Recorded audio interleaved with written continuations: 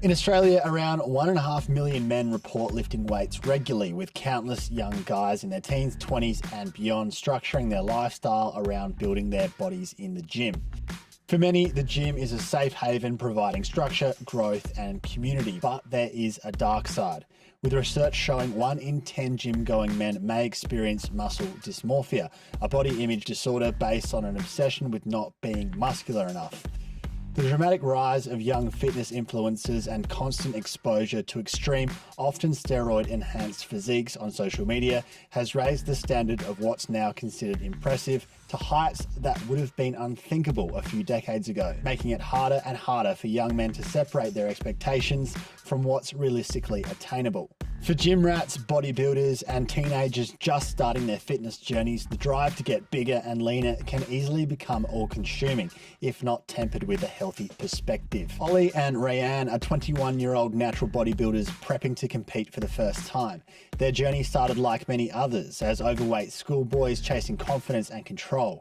Years later, they've built the bodies they used to wish they had, but it's hard to love the way you are when the goalposts keep moving. This is Oli Wright and Rayan Abou-Hamdan. Welcome to Young Blood, the volunteer video podcast dedicated to young men's mental health. I'm your host, Cal McPherson, and this is a platform for young men and their loved ones to share lived experience stories and show that no matter what you're going through, you're not alone. Suicide is the #1 killer of young people, and changing that starts with speaking up. So let's do it. This episode is proudly brought to you by Credit Union SA and Bernie Lewis Home Loans, 2 South Australian businesses that believe in the value of raising mental health awareness, working together to help save lives.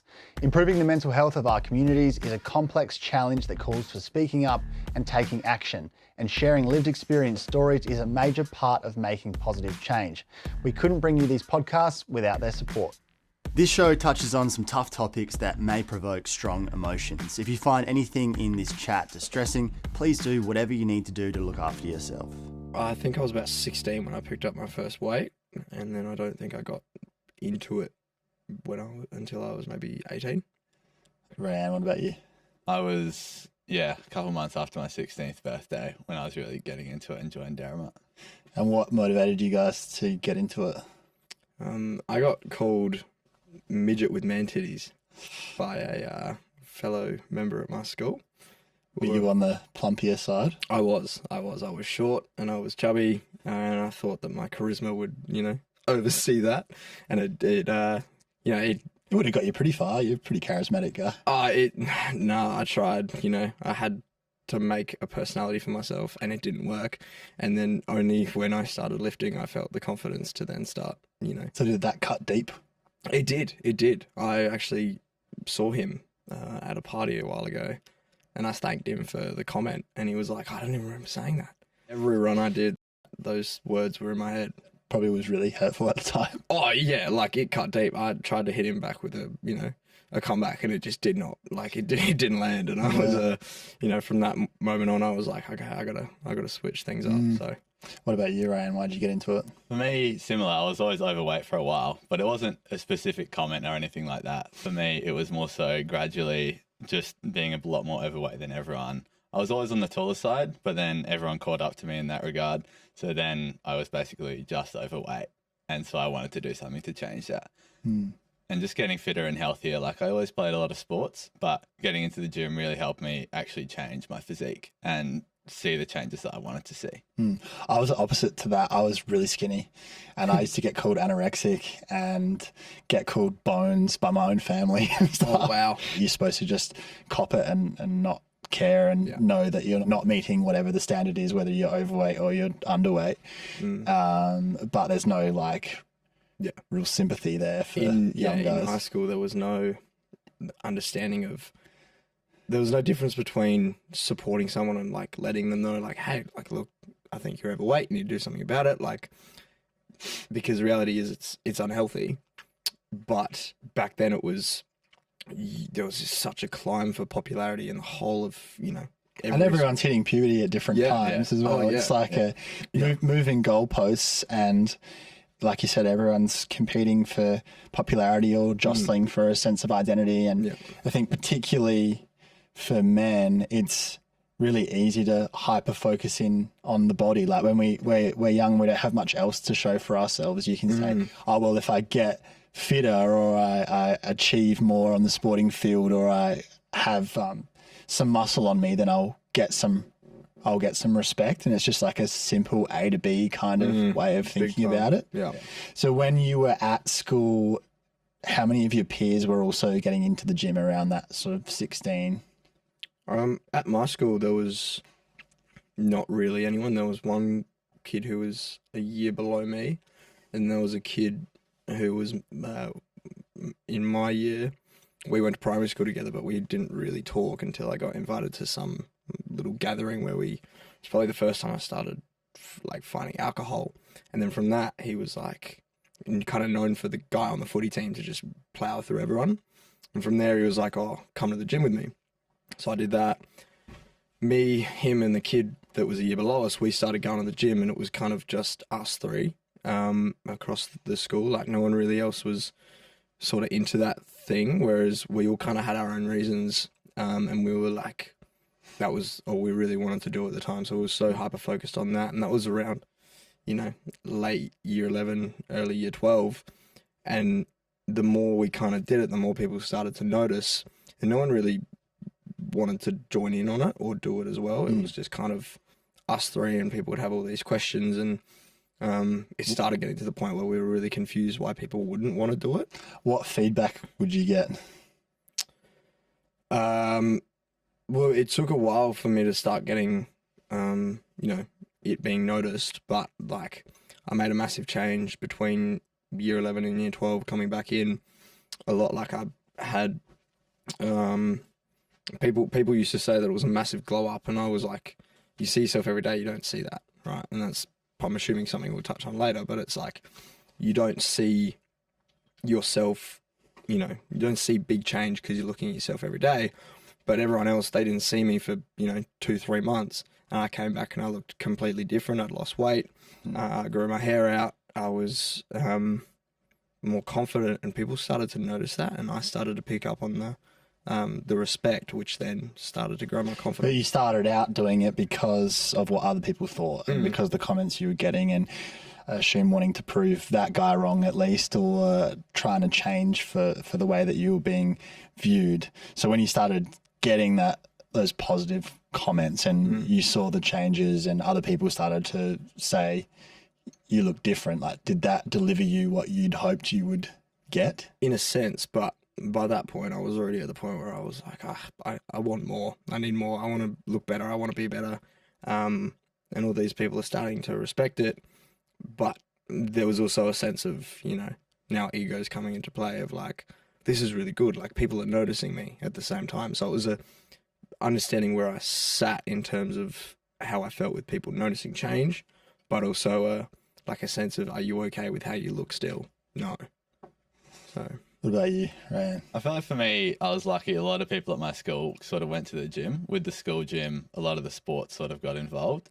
But then it was really me and two other mates. We all joined Derrimut's together. So we would walk from school to Norwood every day and all support each other and all sort of be on the same journey. And we all started from sort of different points. Like one of us was smaller and then sort of medium sized, and then me, I was the biggest. So we all sort of tried to build up all together, come from different spots, but then all with a sort of common goal to build muscle and basically, try to better ourselves as much as possible. So I was really lucky in that regard.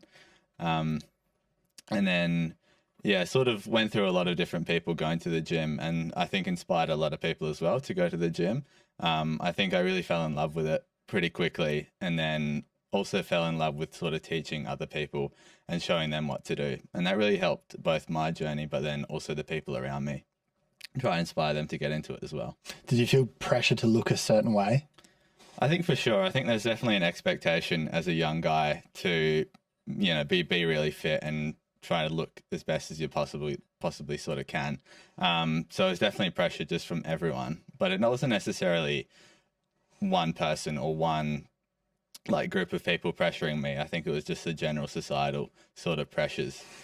about how to look. Yeah, how much is that actually anyone ever saying anything, and how much is it just like your algorithm shows you all these ridiculously jacked people, and then you put this pressure on yourself and have this idea of like, well, I train a lot, so therefore I should look like this, and you're trying to hold yourself to a really high standard. And I think maybe we think like, oh, yeah, other people are looking at my body, or they expect me to look a certain way, especially I suppose if you put yourself out there as being in fitness subculture or competing, and then you put photos online, and then you put pressure on yourself to maintain a physique or build a physique, and think like, especially when you're younger, think other people give a shit. I think one of the biggest things was people like didn't understand where, like, I wanted to just become a man as fast as possible. Like, it was all this talk around, you know, you got to grow up and you got to, like, I just, being a kid in that environment, I had an awful year, like, high school experience. Because of bullying? Because of bullying, because of just feeling like I didn't fit in, like, you know, people were cruel, right? And I just wanted to, I thought, oh, becoming a man, being a man as fast as possible, that would, you know, help in so many different ways.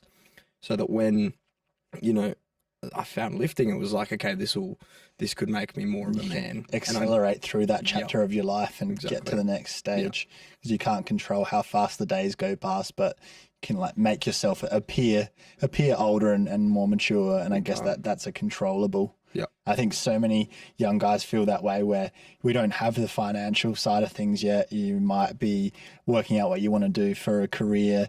You might not be very good at talking to girls yet. All the things that young guys might classify as what it is to be a man, and what's one thing that you can go and put work into and see results is going to the gym. I think it makes that very appealing. There's a sense of control, I think. I don't know if you felt that, but it was, for me, it was in high school, I couldn't control a whole lot. Couldn't control how people saw me as much as I wanted them to. Like, I couldn't control much in my life, but going to the gym and changing how I look and the way that I saw, or my outlook on life, I should say, was, it slowly started becoming very gym focused, and I could control that side of things, and it was a nice feeling. So why did you fall in love with it? I think it was the control. I think being able to see the visible changes in myself, being able to control going to the gym every day, but then also having a big control over nutrition helped so much. So then those two aspects of my life, if I was able to have the great trajectory of them, make sure I was going in the right direction there, gave me such a sense of control, and then basically ensured that I was going to be making progress, which then boosted so many other aspects of my life and just made everything else like feel a lot easier. Have you had people who perhaps don't get it or aren't involved in it try to make comments to hold you back, like call you obsessed, or say that you have an eating disorder, or try to bring you down in some way because they don't personally want to commit to it themselves? Because when you do this and it takes such a level of discipline, it can hold a mirror up to people who aren't willing to put into that sort of effort, and they can respond by trying to tear you down. Have you had any of that experience?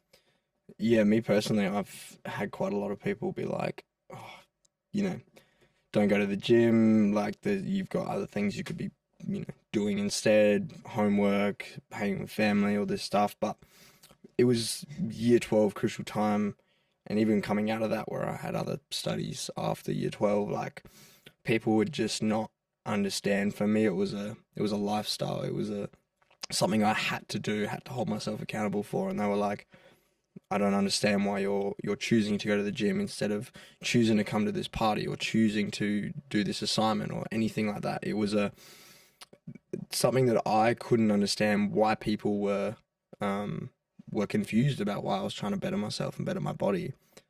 But over time, I can start to see both sides of it, where some people, they're not willing to put in the effort, but also there are people that, you know, do put in the effort here and there, but they're not as fixated on it as me, and they just wouldn't understand, and it was really hard to communicate, find a kind of a solid, you know, solid even ground. keel. Yeah. Yeah, where- and then that's balanced with the fact that some people do become hyperfixated on it to an unhealthy degree too. And you would probably agree that the gym shouldn't be the only thing in your life. 100%. Otherwise that can be an issue as well. What do you think? No, I think it definitely it's a spectrum, and you get so many people questioning like why you're doing it. You already got a great physique. Why do you continue? Why do you keep going? But then it just comes down to explaining to them what it actually means to you, explaining your point of view that yeah, I'm taking it to the extra level, but it's because I want to do this and I want to get somewhere further than just the average person. But there's a lot of spectrum for people in between who can put in like a little bit less effort but still get good results, and explaining to people that this is what it means to me and I really want to take it as serious as possible. What have you noticed about your mental health from the time that you started through to now from going to the gym? Positive and negative. I feel like I have. It's a big question. It's probably the main focus of this whole podcast, but it's a really hard one to just give an answer to. Like, there's no. My mental health is amazing compared to where it was. I would like in year 9 and 10, I was very vulnerable. Very, I grew up in a household where there was a lot of empathy, no showing, no hiding emotions. There was no. I'd come back from school and I'd be in tears. I'd feel like I had no self-respect, no confidence, no one around me to support me.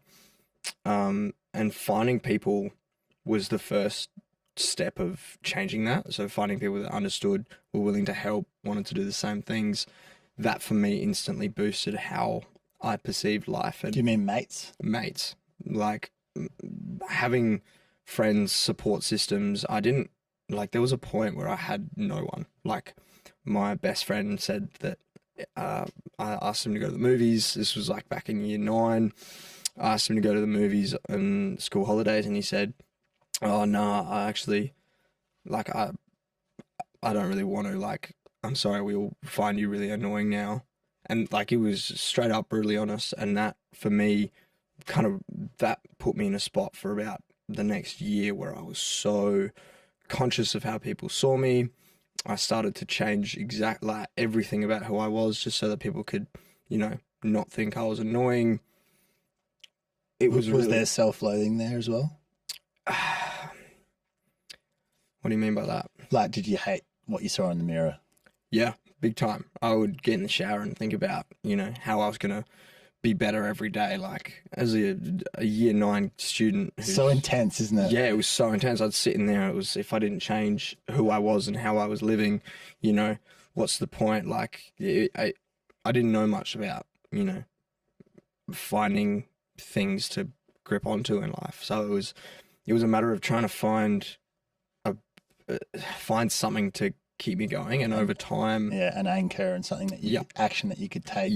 But I remember it too. That emotion's just so strong at that age, isn't it? And it's crazy how strongly you feel things, and I think that's why young guys in particular are so receptive to fitness influencers or manosphere, whatever you want to call it, because so many young guys are trying to establish themselves in that position where we feel dissatisfied with who we are and the way we look, and we want to hurry up and be a man and have all the things that we're being wired to believe that we should have to make ourselves acceptable. Because really what you're talking about there is acceptance and self-esteem and wanting to be loved, wanting to be respected. big time. And seeing your path to that as, well, I have to transform. I have to make myself worthy of love.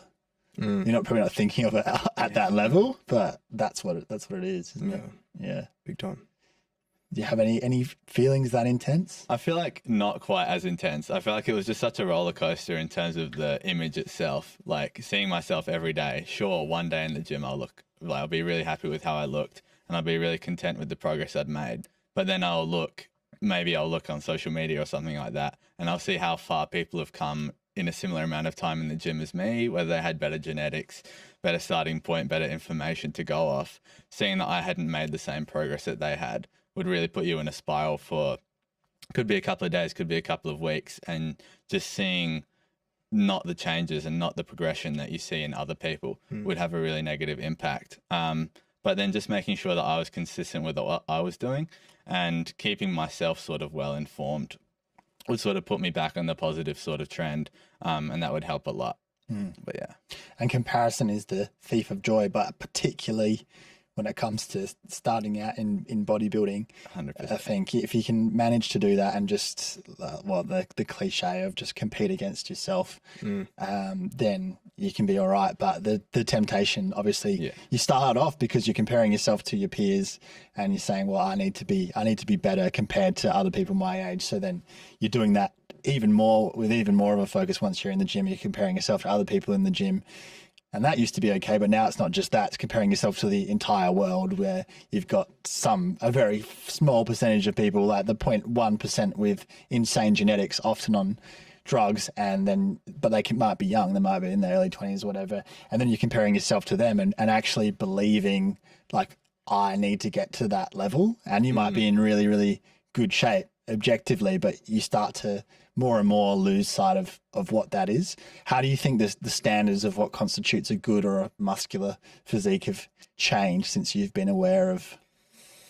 I think over time you start to get, there's a thing called newbie gains where you first start, you start to put on a lot of size. Like, everyone is so different. Everyone's got, a different genetic build. They've got a different way of going about it, different training style, But those first few years are pretty good for everyone in terms of the progress you can make. It's addictive. It makes you fall in love with it, and as you said, it's addictive. Like, I can't go a day without doing it, but at the same time, I also can't go a day without looking at myself, and either, I will have probably at least 5 positive thoughts and 5 negative thoughts on how I look a day.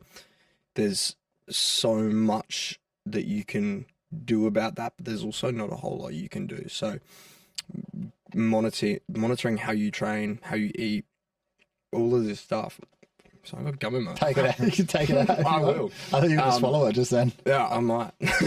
But no, there's like so much that you can do yourself, but there's also not a whole lot, which I'm trying to understand, in like how, in our cognitive brains that are so confusing and so hard to understand, getting a reality check is never possible. Do you mean there's so much you can't do in terms of control your insertions and your genetics and not being on steroids? But it gets to a point where you're so fixated on the gym and how you look that nothing that you tell yourself is going to, like, there's been moments where I've had days on end where it's like there's nothing I can tell myself to give myself a bit of reassurance, like pat on the back. Yeah, like, so you mean it gets really negative? It gets sometimes. really negative. In what way? Like, what kind of thoughts are you having when you're looking in the mirror? It's sort of things like, I'm not going to be able to, like, am I going to get back to where I was? Why am I not putting on any muscle compared to, some of these people? Like, I had a friend from uni who, we went to Bali together and I convinced him to go to the gym with me right before Bali.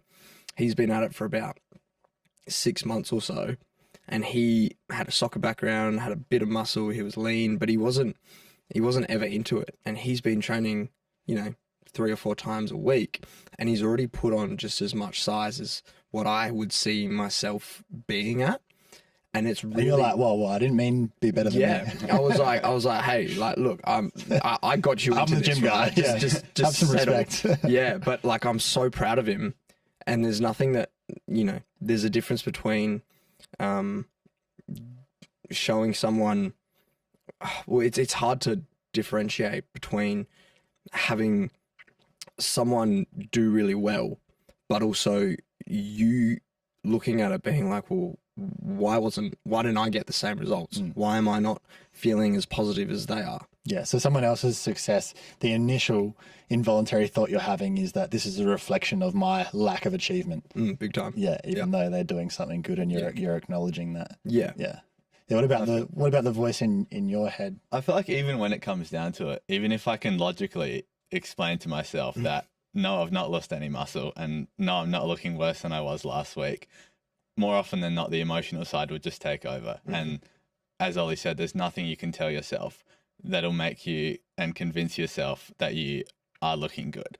You keep pointing out every minor individual flaw in yourself. You see, why aren't my delts round enough? Why aren't my arms big enough? You know, why aren't my quads looking wide enough? And there's just so many things and so many aspects that you can point out and look at yourself and see as negative, even if it's nothing's changed. It just changes the perception of yourself. Again, no matter how many times you explain it to yourself, even if you get other people to explain it to you, you look at the stats and see nothing's changed. In your brain, there's nothing that you can do. And often, yeah, again, it can be days or weeks that there'll be nothing that I can tell myself for me to be content with how I'm looking. So do you feel like you have a negative self-image a lot of the time?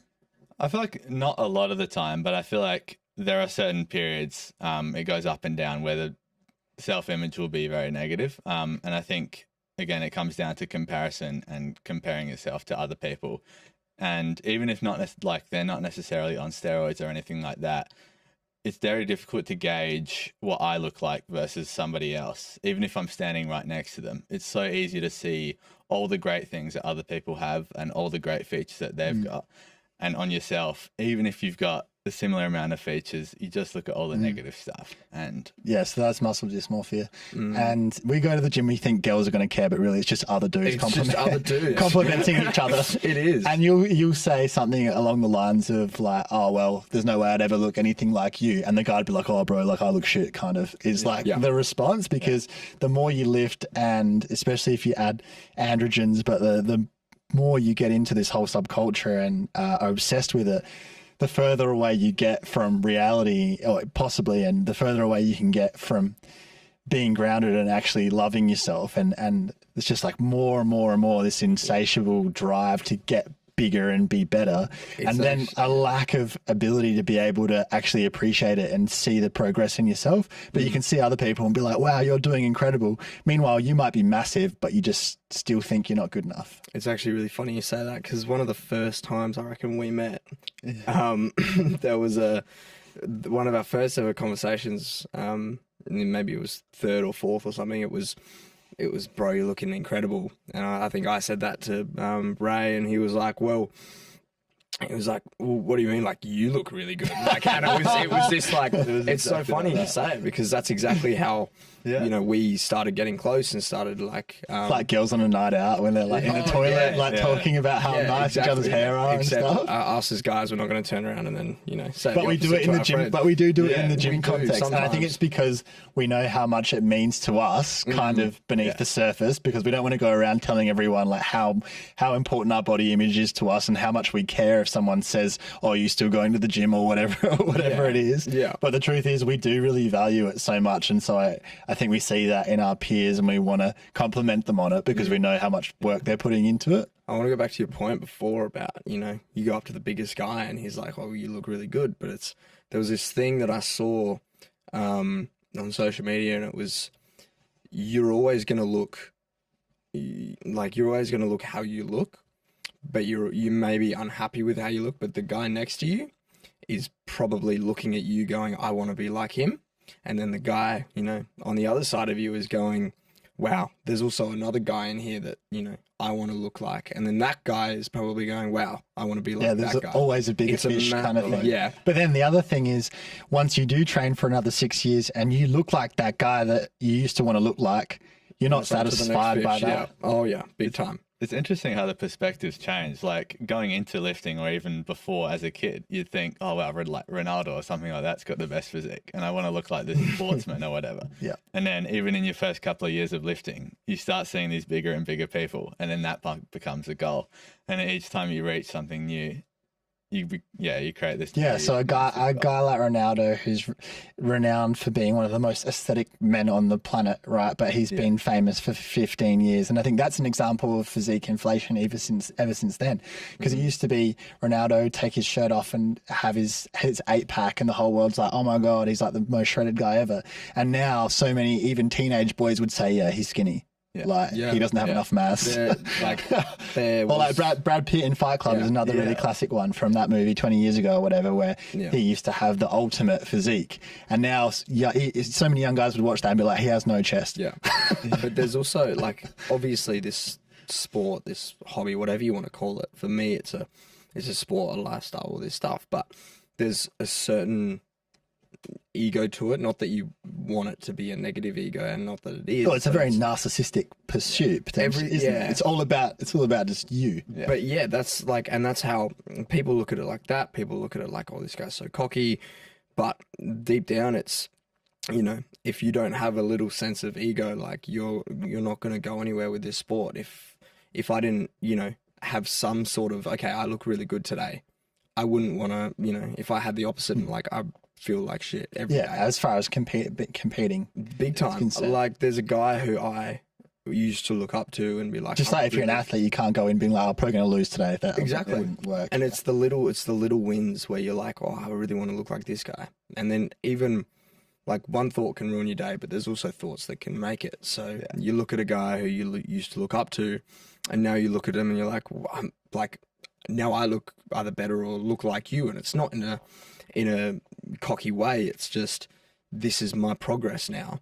And I can now put it into reality. Like this is a little reality check where I've caught up, I've done everything I can, but then you do that and then also look to your right. Well, as long as you someone can else along the road actually take the wins and praise yourself, and not only be like, oh, I'm not good enough, I have to be bigger, I have to be better. Actually, as you're going, appreciating the progress that you've made and the overall health benefits and the confidence benefits to your life, and not just get caught in, oh yeah, like get a compliment and be like, oh yeah, but I'm still nowhere near what I need to be, and always see it from that perspective. Rayan, why are you choosing to compete in bodybuilding now?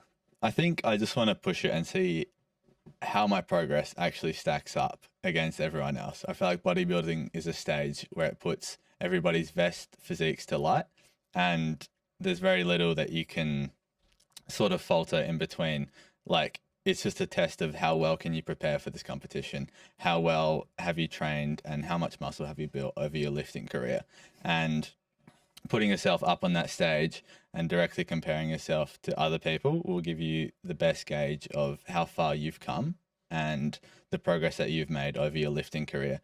So I feel like a lot of it comes down to explaining to myself and showing myself how far I've actually come over my career and over my lifting. And why is that so valuable to you, to be able to put yourself to the test? Like, what are you hoping to find out about yourself? I think a lot of it comes down to how much can I commit to this? How much grit and determination can I have over my prep and over the weeks I've been cutting so far and the weeks in the future? Can I stick to it? And something like a goal like this is, I feel like it's great for when you're young because there's not too much other stuff going on. So it's something that I can really commit to. And it's also then something that I can apply to other times in my life. So it's not often it's going to get harder than being 20 weeks deep in a cut and having lost 15 or 20 kilos, and you still got to grind for a couple more weeks. Make sure you do all your posing, balance it with uni, balance it with friends, balance it with relationships. I feel like it's something you can take into the rest of your life. Being like, I was able to achieve this. Why can't I do whatever the next task is? Okay, so you see it as evidence that'll translate to other areas. Yeah. Where you can say, well, I did a really hard thing and therefore I can do other hard things. I think so. Yeah. Why have you chosen to get into it, Oli? Very similar with Ray's comment. It was, you know, I've got a tattoo on my body and it says enlightenment requires challenge. And I live by those words. It came to me one night and I just haven't stopped thinking about it since. It's oh, that's your own quote, is it? I went through so many different ones and then I kind of refined it down to something that I want to put on my body that will symbolize how I see life and what I've been through and what others won't understand. So having a sense of life is so tough and it can be just the worst thing ever, right? What do you mean a sense of life? It's just living and being happy. So having a feeling of success, a feeling of being content. Yeah, being content. And that's what I started my tattoo idea to be. It was Road to Contentment. And then I had a lot of people go, well, that doesn't really make a whole lot of sense. Like, you want to get to a point of content, or you want to be content? And I started to kind of rummage through these ideas. But at the end of the day, when you go through something tough, if you can look at that and go, well, I'm going to come out on the other side and I'm going to learn something from this. Because I think the best times that we learn is when we're challenged. It's why, schools as much as there is about, school hasn't changed in so long, it's like there's nothing good about it, all this talk, you're under challenge. Like, you're put in a position where you're challenged, so you're going to come out of it learning. You go through a really, really hard experience, one that could ruin you, right? And if you learn something from it, you'll never do it again. Some people, obviously, that's different, but for me, if I can put that and contextualize it in a way that I see it benefiting me, if I'm going through something tough, I just think, you know what, I'm learning from this. It's going to make me grow. That's the fundamental principle of growth. Big time. AKA gym. So how much does the result matter then? Are we talking about how this is a pursuit for you and your own identity, and try not to compare against others, but then you're going on stage to directly compare against others? So how much do you care if you come last or whatever? I think for me, it depends on how well I was able to commit to the prep. So I think if I was able to commit to it 100% and there was not much I can fault, I feel like the result is the result, and there was not much more I could have done. If I get last place, but I was content with how my preparation went, my coach was happy, my family was happy with where I was at, and I was content with the progress I made, then I feel like there's not much I can do to be upset or angry at the result. But I feel like if there were times I faltered in the preparation and there were times I slacked off and stuff like that, then I feel like there's a lot more scope to be upset because of the lack of commitment. So I feel like it depends on how well I was able to sort of truck through the prep. The dieting aspect of it that you can't get away from, where you essentially have to hit starvation mode for at least a number of weeks. That's not drastically dangerous or anything, but obviously your body's not supposed to get to that low body fat, and it affects your sexual functioning, and it gives you brain fog, and all sorts of signs of your body being like, yeah, we're dying. Can we not do this? Yeah. And that is an essential part of the sport. I think that's difficult for people who don't get it, who aren't in it, to get their head around. Food's now a means to an end. Like, I don't look at food for taste. I look at it for the fact that this is going to help me get to where. Yeah, that's what I'm talking about. Yeah, and it's to a point now where I don't look at food as it's something that is gonna, after this prep, I'm gonna come out of it and being like, okay, well, I know that I need to eat now to function, to get back to where I was. Because if all I'm fixated on is food throughout this, then I lose focus on why I'm actually doing this show, and the reasons why I'm putting myself up there. And it shouldn't be a matter of, I'm so hungry right now, like I just want to starve myself so I can look really good. That needs to be put aside so I can actually focus on why I'm doing this. Can you still go out and enjoy a nice meal, or do you just see the calories? I just see calories now. So if I've got two of my mates who are, always on our group chat, like, oh, let's go to this place and this place, let's go to Nando's. And it's a matter of, I so want to just be there and have that social aspect, but it's a reason that you're there. It's not the whole reason. Like, it's just a little part of why we're going. All right, so you'd still go and not eat the food sometimes. Yeah, like this morning they were like, oh, let's go to Nando's later, and I was like, do they sell coffee? Like, so I can have a black coffee. Like, I've got my meal prep at home. Is this only during prep that you have an attitude like that? Yeah, absolutely. Okay. Yeah. So that wouldn't flow on into your whole life? Because I guess that's a big part of this, where you potentially miss out on a lot socially, or just some enjoyable experiences, if your whole life becomes seeing social outings as, oh, how is this going to impact my physique? But I get that you're competing in a sport. So for me, it's really big, because my main purpose for getting up there is throughout my life, I've been so fixated on how people see me that I want to prove to myself that I can be put in the most vulnerable position possible, where I've had the worst of the worst experiences being judged by people. So I want to flip it on its head, where I can put myself in a position where I don't want to be afraid of how people see me anymore. I'm putting myself up there to be judged. That's the reason of it. And if I bail out later on, which I'm so determined not to do, I just want to prove to myself that I can face my fears head on, flip this around, and not be so afraid of people judging me, but turn it into a positive where I'm doing the best I can in the sport that I love. And if I can go up there and kind of, I don't know. You're exercising a demon. If you want to put it that way, sure. This is now my life, and I work at a gym, I live at a gym, my social life is the gym, and it's really hard for me now because I'm at the gym more than I'm at my home, and it's a choice. I understand that, but I've now found my safe space, and this is now something I've put my mind to, and if I don't complete it, then reality is there'll probably be some really dark thoughts that will follow. So do you think you're going to be able to care less about what people think once you prove this to yourself? I think having a sense of, worry about what people think makes me more alert about myself and how I look and how I go about things. I'm not going to alter my whole life just because someone doesn't think of me in the way that I want them to. But I think me going up there and showing to myself that I'm not afraid of what people think anymore. People can laugh at me while I'm on the stage. People can think that I'm small compared to this person. But while I'm up there, it's me doing what I want to do. I'm not worried about what the crowd thinks. I'm worried about what the judges think. It's about how much, as you said, how much grit and determination you've put into this to then prove to myself that I can go up there, ignore everything except for the 5 or 6 people that are judging me.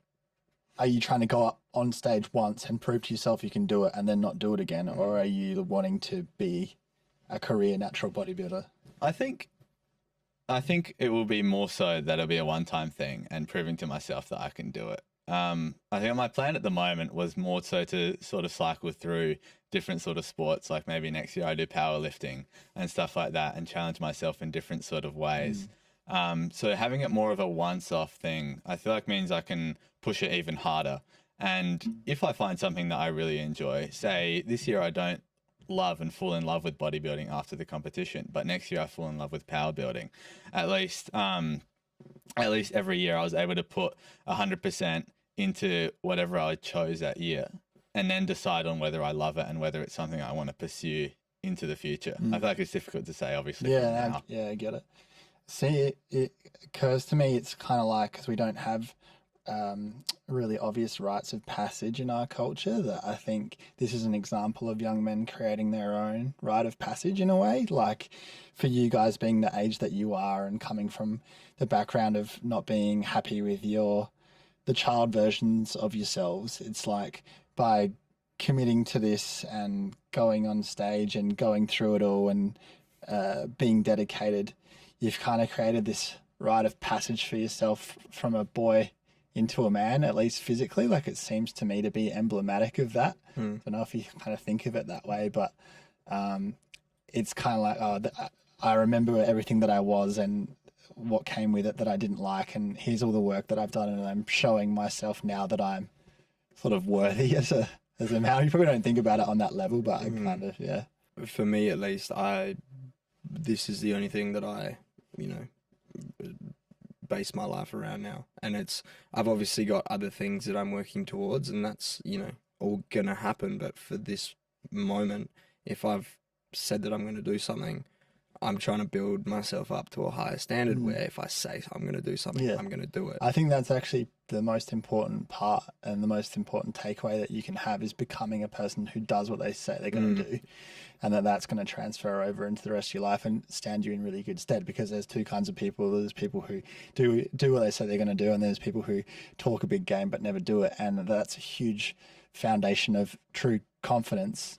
And self-assuredness is actually backing up what you say you're going to do, even if you only say you're going to do it to yourself. Yeah. Like either you keep those promises or you don't, and that's actually what's really important here. Because we're with the same coach. We're paying this guy.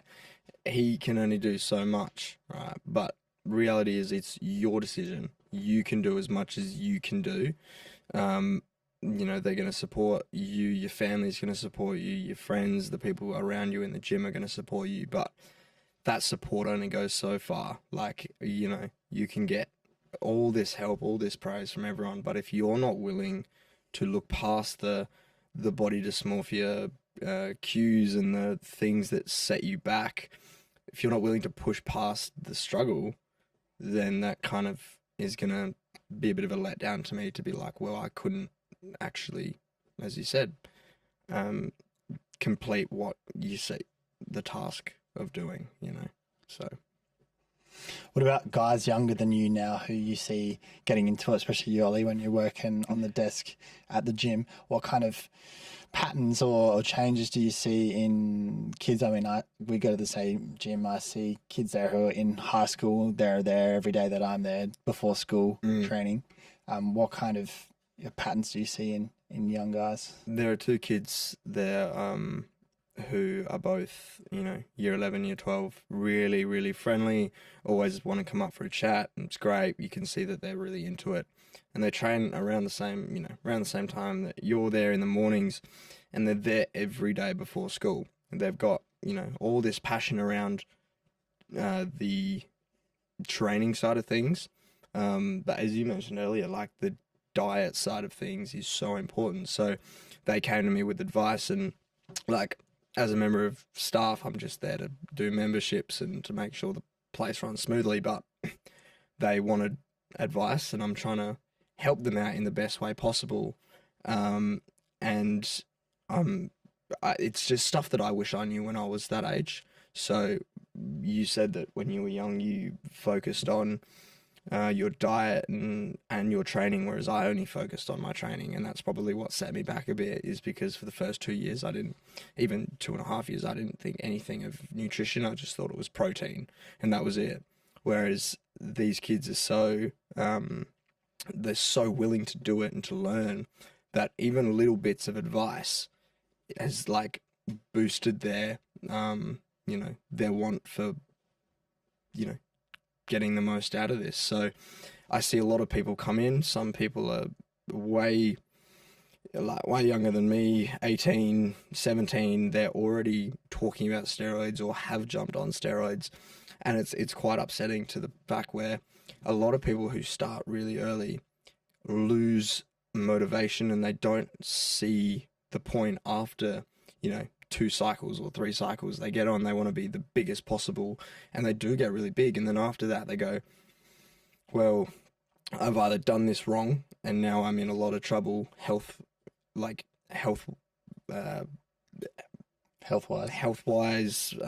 mental-wise, like all these different factors build up for these people who don't understand fully yet. And when they go into it, they then come out going, okay, well, first thing is to stop this. And they stop. And then once they see a decline, because obviously they don't have that same amount of testosterone running through their veins, it's like, it's really hard to get past the fact. Well, it's hard for people who then don't want to go to the gym, because if you feel like 10 men and you make progress every training session, you don't want to go back to normal or back to below normal. Yeah. But I'm seeing that as a bit of a trend, especially through TikTok and Instagram reels of teenagers using steroids and encouraging steroid use to other teenagers. And obviously that's massively influential, because all the things we've been talking about, young guys want to look a certain way. The fact is, these days, most people that we look up to physique wise are not natural. And now it's not only celebrities or bodybuilders, it's just other teenagers particularly who might be using drugs, maybe going straight on steroids when they haven't even really been lifting before, and a bit of a culture being pushed irresponsibly by other people saying that this is safe, that this is the way to do it, which is completely ridiculous especially when you're a teenager or in your early 20s, because your natural levels are peaking then. I mean, when you first start out going to the gym and you're that age, it's almost like you're on steroids anyway, because your body's so receptive. And there's so many cases where on Instagram and stuff you'll see, oh, let's go blast trend together this summer and let's because it's getting made into a joke, but then kids are actually doing it and not understanding, because your brain's not developed yet and you don't have the information, and maybe someone else personally has access to it, and you're just doing it without thinking of the impact on your organs and your heart and your mental health. And then there's influencers online who like make it into their whole shtick and like kind of a joke, but they're also doing it. Yeah, Sorry, you go. There's also two sides to it. I think also the transparency around steroids, which is now being opened up in Instagram and stuff like that. It's a good thing. It's a good thing, but now it's making it so accessible, and people will see, oh, these people are telling me what their cycle is. Why don't I go try it out? So now it's being, while it's good that there's less of feeding young people this idea, this fantasy that they can look like that without drugs, which has been a major issue for the fitness industry and still for Hollywood. The other side of that, which you're saying, is you normalize it so much that people think it's all good, like it's healthy. Like, oh yeah, I'm just going to do this little cycle, or I'm just staying away from those compounds, and like I'll be all good. Like that's normal. Yeah, I would never judge someone for doing it if they've had plenty of time to think about it. They know why they're doing it. Like I've got mates that have just started doing it, 6 months ago, 2 months ago, all this stuff, but they've got solid reasons as to why. It's either, I know that I want to take this seriously and I want to be a professional bodybuilder. I want to do this for reasons which, maybe I don't understand, but who am I to judge? Or say they're a tradie who's got a really hard job and they want to do it to boost their physical, physicalness around the job site. Or there's so many reasons which it's really hard to say that's wrong. Like, we don't know what's going on in someone else's life to be like, well, what's driven them to that point? I know that I'll do my own research, and if I choose to do it one day, then that's something that will be a massive, massive decision to make, because it's not an easy one. And a lot of people don't understand how significant it can be. Well, the point is, it's not just like typically not a one and done thing. No. I mean, if you're trying to make a life out of bodybuilding, then yeah, you're probably going to do it. If your main thing in life is trying to be as big and as lean as possible, and everyone else in that subculture is doing the same thing, odds on, then you'll probably make that decision as well. But if you're not making your entire life about that, then it's not a good idea, because it's a lifelong commitment to being on drugs, basically. And I think kids in particular can't possibly understand that and understand the need to come off cycle and what they need to do to look after their bodies, and then that they're going to be on this hamster wheel of having their natural levels drop, and then having to be on TRT when they're really young still, and then having all these issues that can happen. And yeah, the other side of the argument is, oh well, there are ways of doing steroids largely safely, but then you'd have to say the majority of people are just getting shit from who knows where, who knows if it is what it says it is, who's advising people on dosages, who's advising people on post-cycle therapy. I think kids are just seeing the positives or the cool part on TikTok, and then other kids are telling them, oh yeah, well we can do that too, without thinking about.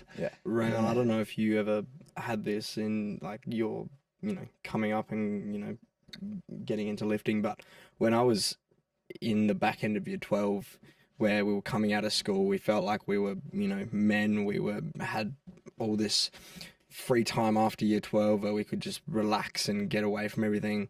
There was so much, whether it was just messing around, but me and, two of my mates that were still really into it, like we were joking about, let's get on steroids.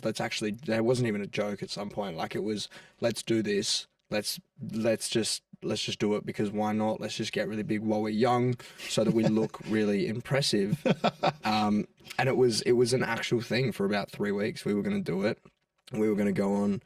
We were going to make an Instagram page each about us at 18 being like two of the biggest dudes in Adelaide on gear and all this stuff. We were gonna do it, and it got to a point where we had this moment of, oh wow, we need all these counteracting drugs to do it. Like, you need how much does it cost? Like, all these little things. It kind of just was like, whoa.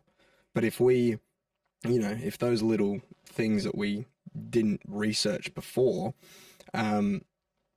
if we did that, the reality is I would be in a very different spot today. Yeah, and then you go on a very different path, and I think people underestimate the mental impact as well. Like, I've known people through the years who've done that at a very young age, and then had a terrible time mentally having to come off it, or having to stay on it, and associating their entire identity with their level of muscularity, and then just being on this up and down yo-yo roller coaster, which you see the upside of, depending on how you view things, in your early 20s, when the people start doing this and they still think it's cool and they look great and they feel great. You get to be the ripe old age of 31, my age, and still know some of those guys, 5 years later, 10 years later, no one gives a shit anymore, and they're still on drugs, and they're either really struggling mentally, or now they're having problems with their liver and their kidneys, and they can't go back and fix it. And like, yeah, sure, you were super jacked when you were 22, and people were like, oh wow, that's heaps cool. But now you're 32. But like, also, that's all those years of being essentially addicted to drugs, and then that doesn't just go away. And it's just like you're beating your body up over and over. And also, at the end of the day, any hormone or steroid that wasn't prescribed by a doctor is also illegal. So you're also going to be breaking a law for all these years, negatively impacting your mental health, your physical health, and you also don't know how you're going to react to the steroids. And you don't know what you're putting in your body. Exactly, yeah. It's not like it's prescribed by a doctor, or I think it's probably even worse these days, because we have to say that, I wouldn't say it's mainstream, but it's certainly far more talked about now, and certainly by younger people, it's becoming more mainstream. There's even more of a opportunity there for criminals to make shit and market it as whatever it is, and kids buy it from whenever they can and inject themselves with it, and like, And the reality is, if I get to a point in my later years where my testosterone drops and I'm like, I am starting to not see the same benefits, because obviously testosterone is something that, well, it drops 1% a year from the age of 30. Yeah. Typically. So at that point, it's like, we do need it for other things, not just lifting. It's not about testosterone. Yeah, and I get that comes down to being medically diagnosed, though, and how bad those effects are in your life, like how much it's affecting your life. And it should be drastically, like whether it's your sexual performance, your lack of energy, and we're talking about reaching your 40s and beyond here, really. But even that's become a thing where people saying, "Oh, I need TRT." Even young people saying, "Oh, I need TRT," and it's just like, well, you're just trying to get on steroids, really. I had a mate that was about to, he was getting very little sleep. He was, he was considering competing. He was all this stuff, and then he had to pull out because he was, he did a test and he had really low testosterone, and he was this close to getting on, and you don't understand sometimes as well, not even the fact that it's low and you want to take it up and all this stuff. You've got to think about other reasons why, if you're wanting to take this seriously and be a professional bodybuilder too, some people will do it to see if they're big enough. Whereas what people don't do is they go, do I have the right shape? Do I have the right insertions? Do I have the right genetics to do this, to take it to Mr. Olympia, to somewhere else where I can be successful in this? They just go, let's get really big and then let's see. And then when they get to that point, they're like, oh, my waist is way too high wide to compete. My leg insertions are wrong, all of these things. So if you know that you've got the right genetic build, the right shape, you've been doing this for so many years, and you figure out, this is what I want to do. If I do it properly, I'm going to do it. Like, no one looks at Ronnie Coleman now and goes, he took so many steroids. Like, how dare he? Because he won so many in a row. But then there's you comparing yourself to like the 0.0001%, and there's only a couple of guys in the world who make money off bodybuilding. Exactly. So like, Yeah. And from what I've seen back when I was your age, like most guys on steroids were just doing it so they could go and party and be the most jacked guy there while they were doing other drugs, right? It wasn't about about competing. It was about dominance. Yeah, it was about like being that guy, which is I think a fire within us, especially when we're younger, trying to establish yourself, and that can get sort of out of control as you see that you've experienced it with people giving you positive comments about your physique, and you just keep going and going with that, and you get drawn into certain groups, and then if you become reliant on drugs for that, like that can. And I'm going to switch up the dynamic of this interview, but like, was there ever a moment where you were wanting to take steroids? Yeah, absolutely. When I was about your age as well, that era of like 20 to 22 where I was still at uni and gym was the main thing that I did. And didn't do much else. My mum cooked all my meals, and I was obsessed with just putting on weight and size. I had some really good gains and got the comments from other people and started to be known for it. And so there was the ego element of it. And then I also was very into partying. So there was that whole scene inspired very much as Ziz, bro. Like I was, on one hand, kind of like how you're talking about, joking about something but also being serious. Like we always joked about how ridiculous the whole Ziz like aesthetic crew thing was, but absolutely mirrored it to a You're T. always like, joking until you're not. Yeah, so we would always see the funny side of it and be like, these guys are dickheads, but like lived to go to town, muzz, got spray tans, tried to get as lean as possible. Like that was it. At the same time as knowing that was dumb and it was a chapter and it would be over, and like I wasn't really like that, I absolutely emulated it With down Ziz, to a T, you know. You mentioning Ziz, when like obviously back then when steroids were, being sold underneath counters at gyms and all this kind of stuff and Ziz was such an icon for so many people. Even when I was in school, I had this sign in my room that said, "You Myron, brah," and it was even that. And that was the lingo, and it still is. Like he was the martyr of gym, and that inspired so many people to do it. And I think that the positive side of that is, and the positive side of lifting generally is it's a legitimate channel for young people or people of all ages to be disciplined and prove to themselves that they can put the work in and they can get the result. And with that as the bedrock of your life, you do become more confident and you do respect yourself and you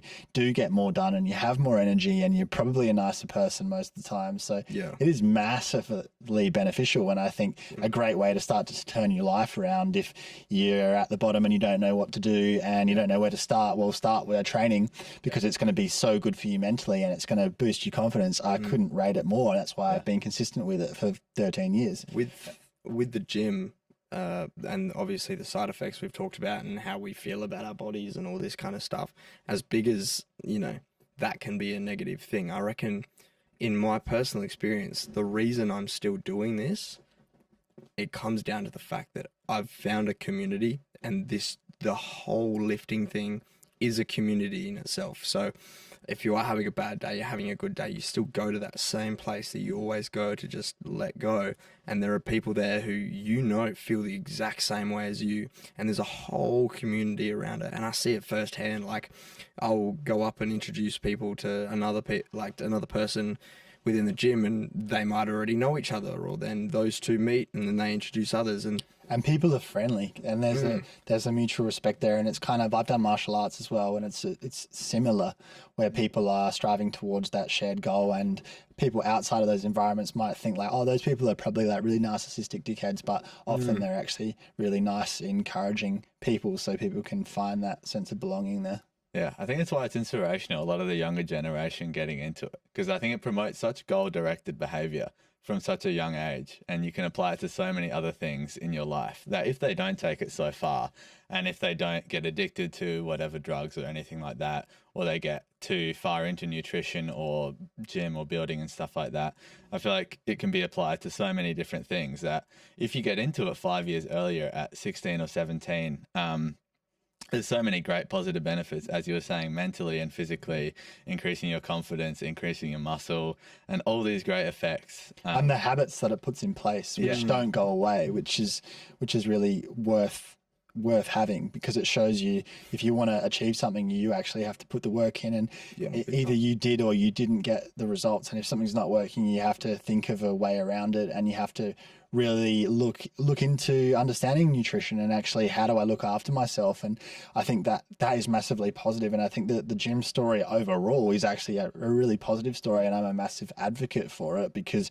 you're going to learn about what you should and shouldn't be putting into your body. Hopefully you do the right things. You're going to be learning about the importance of getting up in the morning or putting the extra work in to exercise and actually use your body. You're going to respect yourself more because you're putting all this effort in. The amount of people that I see from my parents' generation who just have zero idea about diet whatsoever, and they're always on a diet, and they don't understand that it's just about changing your habits to a point where you can have a consistent lifestyle. It's not about doing something for 3 weeks or doing a juice cleanse or whatever. Like, that's all bullshit. It's about simple discipline and repeating the same habits day after day after day, and expecting something might take 10 years before you get the result that you want. And that's not about getting it overnight. The problem is conflating those two things, not understanding it, seeing something that's going to take a decade to achieve or that you might never achieve, and wanting it now, and and then that getting caught up with the that phase in your life when you're young and you want to be a man now, and I want it all now, I want the praise now, I want the respect now, and then falling into that trap. But if you can avoid that and you can just use it as a foundation of your life, an important part of your life, without it becoming everything and without it becoming your entire identity, then I think it can be a massively transformative, hugely positive thing. One thing people don't understand is, like, people find it so hard just to lose weight, like not even to put on muscle, but to lose weight. And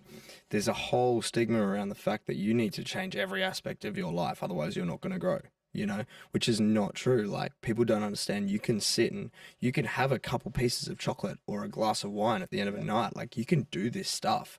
It doesn't mean you have to cut off everything, have to switch to a keto diet or a carnivore diet. Or if you figure out proper methods of losing weight and finding out how that works, calories in, calories out, you can sit at the end of the night on a Friday, have a glass of wine, have a couple pieces of chocolate, because okay, this falls into my calories. Well, in fact, it has to be that way, because otherwise you're never going to maintain it. Exactly. If it has to be, I have to cut out carbs, I have to cut out entire food groups, or I can't do any of these things that I love ever, you're not going to do that. No, and you don't need. And then you don't want to circle back and try again, because, like, with the last time I did that, I was depleted. I had zero carbs in me. I was told to only eat chicken and rice, and now I hate food. And if you just go, look, here's what I'm doing over time. I've now seen weight loss, right? I'm going to stick to that, replacing some things.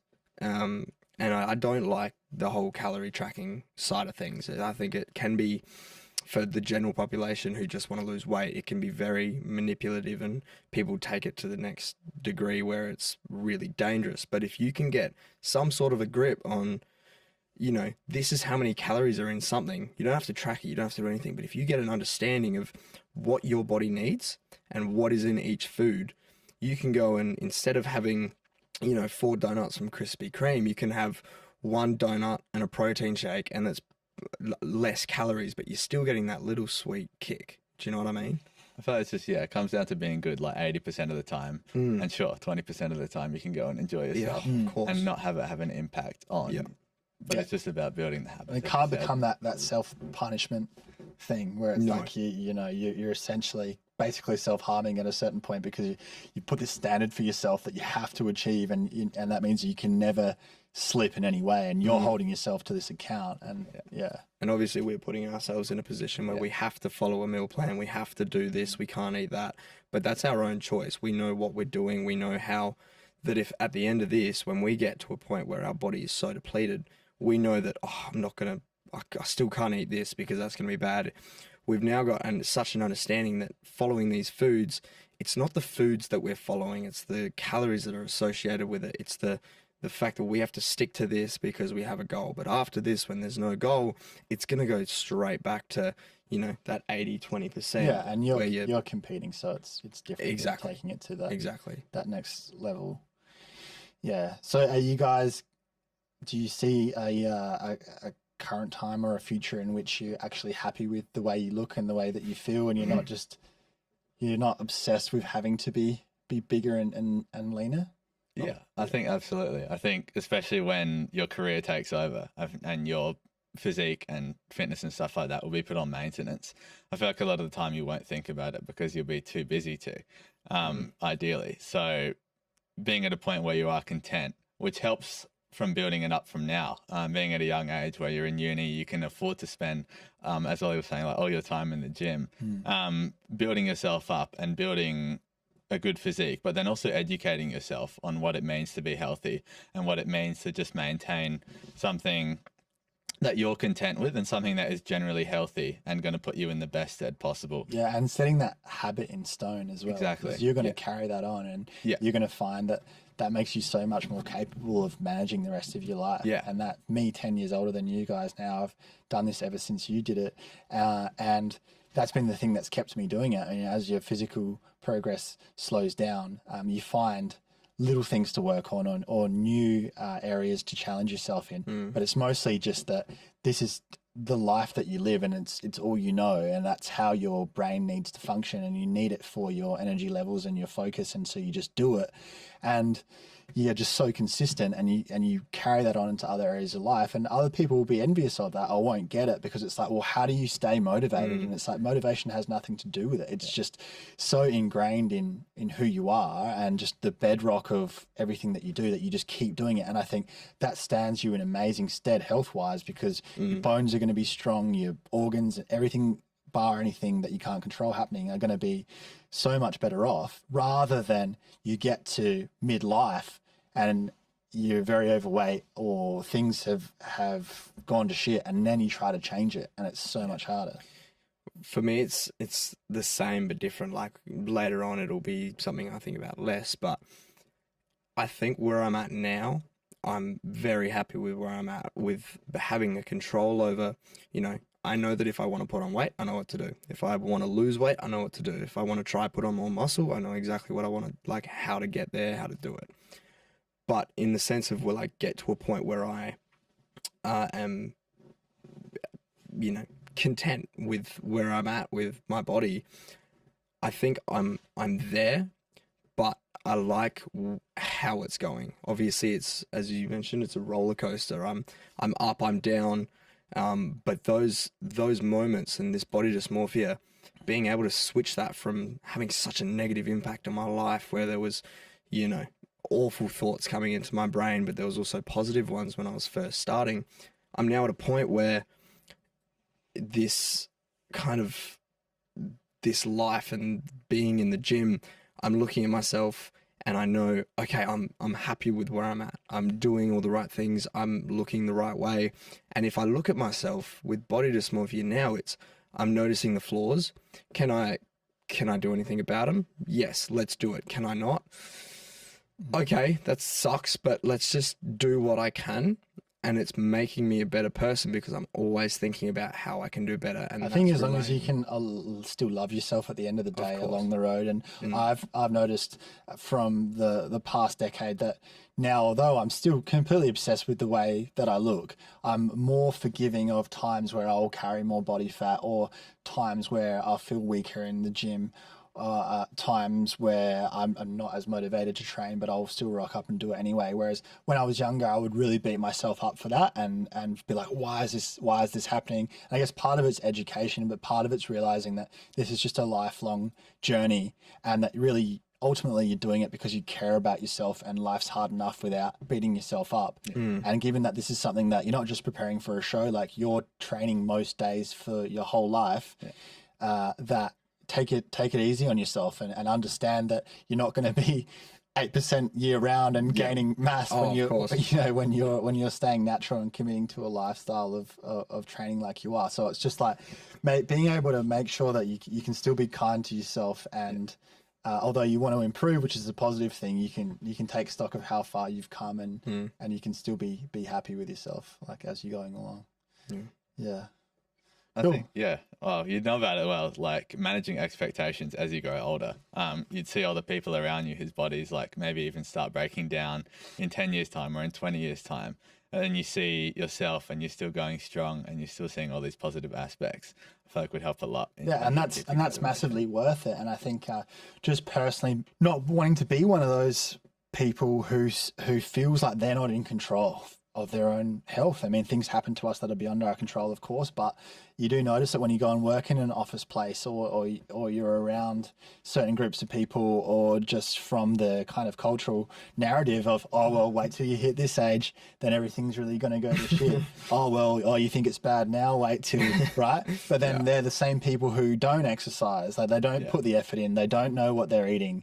And so it's much easier to just say like, oh, well, that's just what happens as you get older. And like, yeah, obviously it's harder and people have various conditions, and I'm not saying everyone needs to be ripped, but if you really value it, you don't want to be one of those people that's basically looking for excuses and trying to say like, oh, well, that's just the way it is because as you get older, everything goes to shit and it sucks. And there's that kind of negative attitude towards it. I don't have time. And so you only have one body, and you fully realize how much benefit you can get out of looking after it, and the fact that you could live so much longer and so much better if you do, and not having this negative mindset of like, oh, well, I guess I just have to sit here while time robs me of everything just because I've ticked over 30 now, so it's all downhill, you know? Yeah. I completely agree with that. Yeah. The amount of people that are in the gym and want to come up and tell me about how, you know, it was, you know, it's just so hard. Like I can only get here once a week, or, you know, I can't, you know, the right foods just aren't accessible. Like, you know, the pantry's always stocked with snacks, and like all that stuff's fine. And if you want to make excuses, that's okay, right? But if you're then going to complain about making excuses, then there's nothing that I or you or anyone can say to that person that's going to change it. It's a matter of life experiences altering how you want to then benefit yourself. Yeah, and it's understanding that personal accountability and being the kind of person who says, okay, well, this is on me. Not, well, I'm a victim to the world, like, and really wanting to be the kind of person that does what they say they're going to do and is in control and isn't like looking for reasons why it's everyone else's fault that you're not where you are. Yeah, I think when it comes down to it, it just helps with being accountable, and just having it be something that you can take into your future life, like us starting early, and a lot of people starting very early from now, being something where you can educate yourself, understand what to do, teach people around you. And have it be something really positive for the rest of your life. Ollie, what about 15-year-old boys on TikTok seeing insanely shredded dudes and already feeling like they're so far behind and like they should be moving towards looking like that? You need to have faith in the fact that if you stick to this and you control what you're doing, like you will see results. And at the end of it, if you've got a goal, you know, whether you're completely happy with that 100% of the time, not to get so in your head about it, and just to know the fact that it's your journey. This is not someone else's. You get to have a control over what you're doing about yourself, but don't feel like this needs to be rushed. This needs to have, you need to have steroids to boost that, to make it faster. The reason there's not that many people who are, you know, super jacked because not everyone wants to do it. And if you really want to do it, then you need to put in those hard yards, because it's going to show in other aspects of your life. Like you and like Ray have said, it's going to set you up for being a better man in the future. And don't let those negative thoughts completely overwhelm you. Yeah, and I think take it at your own pace and allow yourself time to get to the age where you realize that other people don't really care about your life that much. I think I remember being so obsessed with thinking what people thought of my physique and that they were noticing the progress that I was making, that it really mattered how lean I was based off who was going to see me at the beach or whatever. Just give yourself time to mature enough where you realize like it's not that serious. It's important that you're comfortable with the way that you look and you're working towards something, but just don't think that before I'm worthy of my own self-respect and my own self-love, I have to achieve this absolute impossible pinnacle. And make sure you're doing it for the right reasons as well. And don't do it to prove anyone wrong, because or don't do it for that women. motivation. Don't do it for women, and don't do it to prove anything wrong. I mean, of course that's going to be part of it, but it's really just the confidence aspect. I think guys start out and thinking like, oh, these jack guys online must get all the chicks, and the reality is, girls, part a certain point of view being fit, don't care at all, and if anything, get freaked out by it, and it's actually just other dudes going like, wow, you're massive. You need to find a reason to do this that will keep you motivated to do it, not I want to do this to get more women. Or like that bully who used to give you shit is going to see you go up on the bodybuilding stage and be like, oh, I was wrong. He's not going to remember. No one's going to care to the point where they're going to be like, oh my God, wow, to make that worth it. Good job. So proud of you. Cool. That's about it. The rest is, how are you going to feel after this? This is going to be your journey. You get to choose where you go, how you do it. And you need to be the one that's okay with the result, and do not care about anyone else. That's the lesson that it teaches you for life. Big time. I think it's about falling in love with the process and finding something you can stick to. Amen. Comprehensively covered, I think. Thanks, guys. Thank you. Good. Appreciate that. Yeah. That's it for this episode. If you like what we're all about, support us by following Young Blood Men's Mental Health on Instagram and Young Blood Mental Health on TikTok. Every podcast episode is recorded in professional quality video, and they're all up on our Young Blood Men's Mental Health YouTube channel. So please show some love and subscribe. You can find everything there is to know about the podcast at youngbloodmensmentalhealth.com. And most importantly, please share these stories with anyone in your life who needs to know they're not alone. We're all in this together. Catch you next time.